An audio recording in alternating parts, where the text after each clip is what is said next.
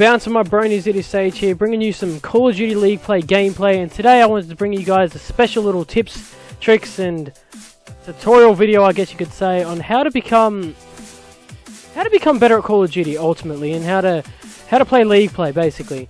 So basically, League play isn't the be all to end all. If you can be a good League play player, that's great, but it's definitely not the best actual thing to prove prove that you're the best. The best way to prove that is play game battles if you're in America, or play cyber gamer if you're in Australia. And that's where you find mostly all the best players and the ones that actually know what they're doing. But for that, you also want to find a good team. Now, to be a good Call of Duty player, most of the time you need a good team. You need an actual decent team that can really support you and really know how you play, and alter their gameplay around your gameplay. So it's sort of a flexibility issue if you're playing with a team. I mean, mind you, in this League play game we're versing 3v4 in hardpoint, and that's all I'm saying. I'm not giving you guys any more tips on what happens to the game. Obviously we won it, otherwise I wouldn't be uploading it, but yeah, we had brilliant teamwork in this game, and that's why we won it. We were always on point with our callouts. We knew exactly what each other was talking about, and it was just brilliant teamwork that gave it away and gave it the essence to make us win this game. So teamwork's a big factor in playing the game really well. I just got off Call of Duty and we were going hard with callouts. It was public match, but it's a good place to practice your callouts before you go do them on League. Another way to get better at Call of Duty is practice your gun skill. Now, I know this is a hard thing to say, but you need to be accurate with a weapon, and it's obviously to say, oh yeah, you can be accurate with a weapon, but how do you do that? Well, for me personally, I actually use a little tactic that everybody else knows, and it's lowering your sensitivity. I used to be the one that you'd play on 12 sensitivity and think I was all pro and shit because I could play on 12 sensitivity, but the truth is most professionals play on 5 sensitivity or 4 sensitivity. So right now I play on 5 and my shock is dead center. I'm kind of accurate, kind of not. My accuracy is getting there, but once again, it's all practice and no pain, no gain really. So another way to get better at the game, find what works for you. Don't go into the game and think you're going to play like Nade Shot if you're using his perks and his attachments, his guns and all that type of stuff. The chances are it's not really going to happen, and the chances are it's not going to really work out the way you want it to be. I mean, I've figured out my own little way of perks and all that type of stuff, but everyone's different. Everyone's got their own way of doing things, so I strongly urge you guys to find your own way around it. And my PC's freezing up, I don't know why. Just quit out of that, fucking hell.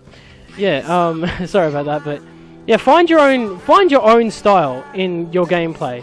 That's the main and that's the biggest thing I can give you as up and coming semi-professional player, is find your own style. Nothing works better than what you're good at. So find what your strengths are. As for me, I'm a good AR player. I suck at submachine guns. I'm not very good at rushing, but I'm really good at posting up, getting the anchor spawn for my teammates, and just really going well on the long range battles and all that type of stuff. And yeah, just so find out what your strengths are, find out what works for you, and I promise you, your gameplay will improve a lot, after that. So another way to be good at the game is to, I don't really like saying be good at the game. I mean, you could be good at the game doing what I do, watching other players play like them, but you're not really playing, you don't want to play like them, you want to play like you. See what I mean? So you got to find your own style and your own sort of finesse. It's just like skateboarding. It's just like anything in life. You want to find your own style and your own niche in life to actually do what you want to do. Don't be like everybody else, because you're just gonna be following something that you're not good at, or maybe something that doesn't suit you. So be yourself and you'll succeed in anything. Another way to improve your gameplay, your game skill, is go back to theatre and watch your games. If you had a bad game, it's really easy to rage at Call of Duty when you have a bad game. I know this more than anybody. I'm the biggest rager on the planet. I will call somebody out, and then even if I'm losing to them, and it's not a good thing. It's really not a good thing at all. And I've learnt this. If I do a bad game, I go back in the theatre and I watch the game over and over and over again and see what I can improve on and make a mental note about it. So when I go into a next game, you know, I'm more chilled because I've had a little bit of a break from the actual game itself, and I've also, you know, made mental notes of what I did wrong in that game. So, you know, be flexible, be open-minded to your own mistakes. Also be open-minded to your teammates and how they play like. They may not play like you, they may not have the same map knowledge as you would, but it's just, you know, molding your team to be one responsive unit, to be one cohesive family basically, and, you know, perform as an actual team. To be quite honest, my team that I'm in at the moment has had a bit of fallouts. We've been fighting a lot, which we really need to stop. We just need to cut that shit out.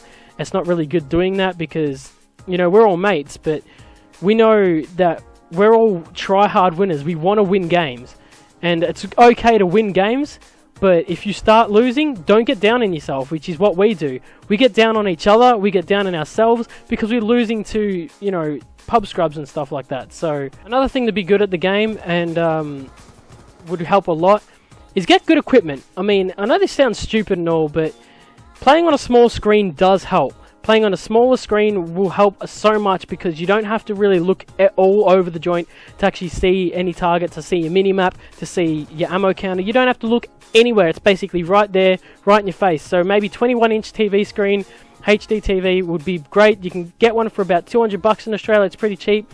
Also, a good headset will work as well because you want to be they call them sound whores, they call them, you know, pussies in other ways, you know, but it's just a tactic that you can use in gameplay to hear the enemy team. And in Call of Duty Black Ops 2, if you hit a barrel or something, if you hit a gate or something, like in Slums, it will make a noise. So in Search and Destroy, you want to have a quiet team in that, but if there's somebody somewhere, you want to call them out.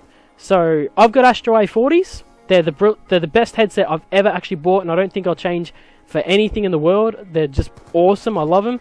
You could also go Turtle Beaches. I'm pretty sure MLG is sponsored by Turtle Beach now, so I'm pretty sure there's a Turtle Beach headset out there that you can buy that they use in MLG, and that'll work just as well. I mean, it's all personal preference. I love my Astros. They're just a great headset, and I would never go to anything else ever again. Also, another way to be good at the game is get, you know, when the game comes out, if you pre-ordered it, you know, go into the game for the first few hours, learn the maps, learn little, like, you know, little tidbits for the first maybe month, for the first maybe 3 weeks or something about the game. Learn the maps, you know, moderately well. Then, after that, the chances are the professional players would have figured out much more stuff. Start watching streams. Go to twitch.tv. Oh, wait. Yeah, twitch.tv. Wait, twitchtv.com. I'm not sure. Just go to Twitch. Search up Nadeshot. Search up Scumpy. Search up Handsome Merc. Search up Proofy. You know, all these pro players. And I'm pretty damn sure you will figure out some awesome, you know, lines of sight. I've started learning lines of sight myself, and they just help so much. They're a big game changer, and, you know, it really helps and makes you think that you're a better player because you start to go well in games and stuff because people are like, oh my god, how do you know this, or how do you know that? Another thing, be annoying to the enemy team. It's all the meta game in Call of Duty. Get inside their head. If you get inside their head, the chances are they're going to get angry, and if they get angry, chances are you're going to win because they're not going to be focused. They're going to be trying to kill you. They're going to be keep on rushing back to the same place. I've been accused for being a camper for sitting in a, well, not so much sitting in a corner, but sitting around one place because the person keeps running there. I'm not camping. I'm just waiting for him to make the stupid move over and over again. So it's not really camping. Don't really pay attention to people who say you're camping when you're just really killing them over and over again. That's how you know you're basically playing the meta game, is because they're angry at you and you're just decimating them. So that's a few key points in Call of Duty if you want to become a little bit of a better player. Sorry if this was like rushed and it was really hard to understand me. I'll probably do it later again, but I'm trying to really squeeze out a commentary right now, so it's getting late and all that type of shit, and today was a rough day. So anyway guys, like if you liked it, like if you disliked it, subscribe if you liked it. My name's been Sage. I love all you guys so very much. So very much. Like I want to hold you tightly. That's weird. No homo. Full homo. I'm just joking. Kidding. Fuck. Chill. Chill. Right. Talk to you guys later. Bye.